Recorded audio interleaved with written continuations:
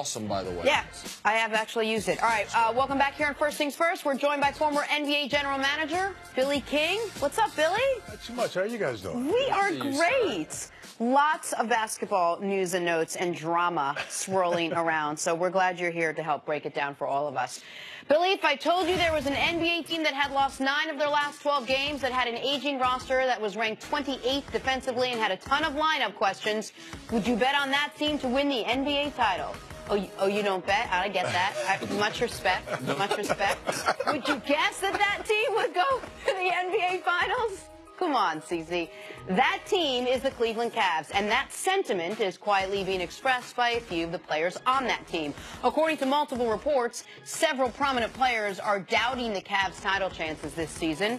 Billy King, is this the beginning of the end of LeBron in Cleveland? Before you answer that, as far as the Jenna and her read there, Jenna this weekend placed her first wager. Oh, boy. All right, so what she really wanted to ask you is, if you were a betting person, which she's not, but she dabbled in it, would you be betting on LeBron to stay in Cleveland, or is this just the normal kind of precursor? Better said than I could. As good as anyone could say it. Better than I could. I think it's the normal in Cleveland. I think you got to remember, LeBron missed all of training camp, and that's when they struggled out of the gate. Now they get Isaiah Thomas back. He's played 5 games, and they struggle. Defensively, they're not going to be a great defensive team. They're going to be a team that's got to score the basketball. But I would not bet against LeBron. Every time LeBron gets out there, people say he's getting old. I don't know if Miami can get back to the finals. He keeps getting there. I think this team, you have veteran guys. They know the long road. They know how long it's going to take to get to the finals, how long the playoffs take. And they start playing basketball when you get late January, starting February, because they understand it. They don't need to get the #1 seed as they proved last year. They just got to get in the playoff with home court advantage and be healthy. I think with the Cavs, they have 8 new players. Would you be concerned that there's only a handful of guys that have done that with LeBron? Like, they've added some other names that, you know, with these reports coming to reporters, you've been around teams long enough as a player and manager to understand that some of this, there's always some truth. But how much faith do I have faith in LeBron? Nick, stop. You got faith in LeBron. What's wrong with the back end of this roster not having faith in LeBron? Well, like you said, once the new guys, they start talking because they don't understand the situation, they don't understand LeBron. So they talk a little bit more. They may chirp to their friends. They may chirp to the media, and that's how a lot of this stuff gets out. The J.R. Smiths, the Shumperts, those guys, they understand what it takes to get to the finals. They've been there. So those guys, you may find those guys be moved on. You may see them move a couple guys, cut some guys, add some veterans, because what happens in this season, veteran guys get bought out because they start looking, I don't like the roster I'm on. Let's see, where can I go? Yeah. And that's when players start recruiting guys. Oh, okay. Hey, come here, come play for us. We can get you bought out. So I think, you know, it's too early. I want to see Isaiah Thomas play with them. Defensively, they're atrocious. I understand that. But I think offensively, they're pretty good. And I think when you get in the playoffs, teams focus in a little more. So they've got to be healthy going into the playoffs. It is. I don't want to say it's easy to improve your defense in the playoffs. Not dramatically, not overhaul it.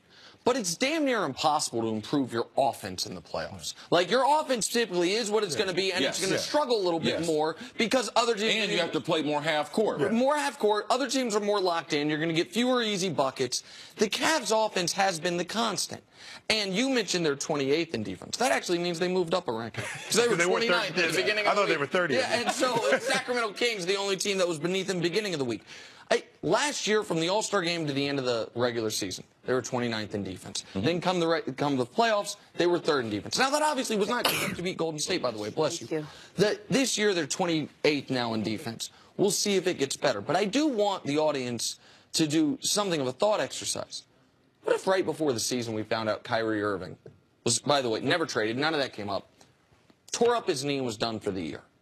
Would you say the Cavs are okay if they're in 3rd in the East, close to the All-Star break? Yeah. That's a sin. Because I know they got stuff for Kyrie Irving, but it's not paying dividends yet. One's the Nets pick. That's obviously not paying dividends. One's Jay Crowder. He's been terrible. And the other's Isaiah Thomas, who just started playing. Like, they lost their 2nd best player and have not gotten any return from it. So, of course, there's going to be some tumultuous nature of this part of the season, at least in my eyes. Well, I agree. And that's the thing, but it's a great story to talk about. I think right now everybody's looking, when they went on their run, had the great run, people are on their back. Now they struggle because Isaiah's back. It is very difficult when players miss training camp. The one thing, Boston had, I think, 11 new players, but they all were in training camp. So they will practice that whole 27 days, get themselves right. Cleveland, LeBron wasn't there. And also, you take your best player, missed training camp. Now he comes back. The first month of the season was training camp for him. Now this is training camp for Isaiah Thomas. They're trying to figure out how does he play? How does he want to have the basketball? So I'm not worried about them right now because I think they have LeBron. And now these other guys, and you got guys like Korver, they're older. So they understand it's a long haul. And so as they get going, and when the playoffs start, that's when they'll start focus. Once these games get on national TV, later after the All-Star break, then guys realize the big games they start playing. You said you're not concerned about IT. You believe that over a course of maybe 15, 20 games that he'll get back. Do you have more concern for Kevin Love? Well, that's always been the concern for Kevin Love. I just think that Kevin really has never really fit with them because when he was in Minnesota, he had the basketball all the time. He could pick and pop. He can do his thing.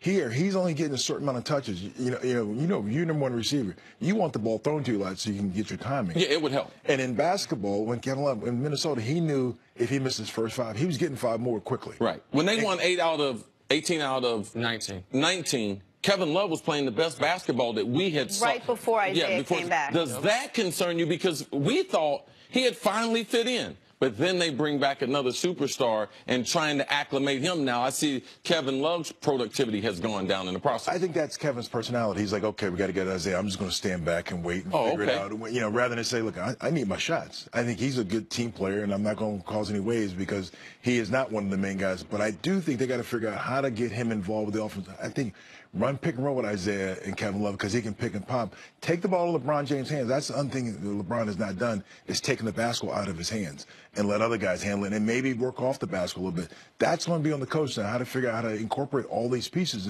within the offense. That's the question I was going to ask you. One of the things that these two guys talk about a lot is how do you see the starting lineup looking in the next, say Isaiah's back in it, who are the pieces that make this work and work well? Because I don't think they even know yet what their lineup is going to look like. Like, I think Kevin Love's got to play the 5 and just put him at the 5, let him take advantages of the mismatches. They may be small, but let him take advantage of those mismatches and they got to go smaller and be more athletic because the problem when they're bigger, they're not as athletic as other teams. So I think you got to put Kevin Love and play him more at 5 and take advantage of mismatches there. They've got to move their lineup. The piece I'm not sure that really fits for them is Tristan Thompson. I was going to ask you that. And do you see him on this team after the trade deadline? I don't think so. If they can get something for him to help them, I don't think so because, Tristan's a great rebounder, defender, but I think he doesn't space the floor for them enough. And I think offensively, even when they penetrate and give it to him, he's not as good a finisher as them. Tristan hasn't gotten better. Listen, people gave the Cavs a hard time because after that first finals run, they gave Tristan $70 million. And then the cap exploded and that contract didn't look so bad because you anticipated, okay, this guy's a good defender. He can switch. He's a great offensive rebounder. His offensive game will develop. Hasn't developed at all. He is the exact same guy he was 3 years ago. And for a guy his age, top 5 pick of a draft, that's not positive. Now, what they trade him for, what they get for him, we'll see. But one thing we do know, the Cavs have gotten something at the deadline. They got Shump, JR, and Mozgov 3 years ago. They got Channing 2 years ago and fired their coach. Last year, they got Kyle Korver. They've always made some move at the deadline, and this year they have the extra asset of that Nets pick if they want to include that in a major, major deal. And that's why I think Tristan Thompson's probably the piece you can move because if you look at a lot of these teams, their 4 guys are guys that can pick and pop. If you look at Boston, they've got guys that can stand out and shoot. Look at Philadelphia. So they've got to get somebody that can space the floor offensively. They're not going to be a great defensive team, but they got to get better offensively, get better spacing. Tristan hadn't gotten better since he hooked up with the Kardashians. I knew you were going to say that. He might have leaked it, too, because they leaked some stuff. Jeff Van Gundy says you're Kardashian shaming and should be ashamed of yourself, CC. Billy, we will see you a little bit later on. Don't go too far. Coming up, can Tom Brady really play till he's 45? What about 145? That's next on First Things First. Thanks, Billy. New audience.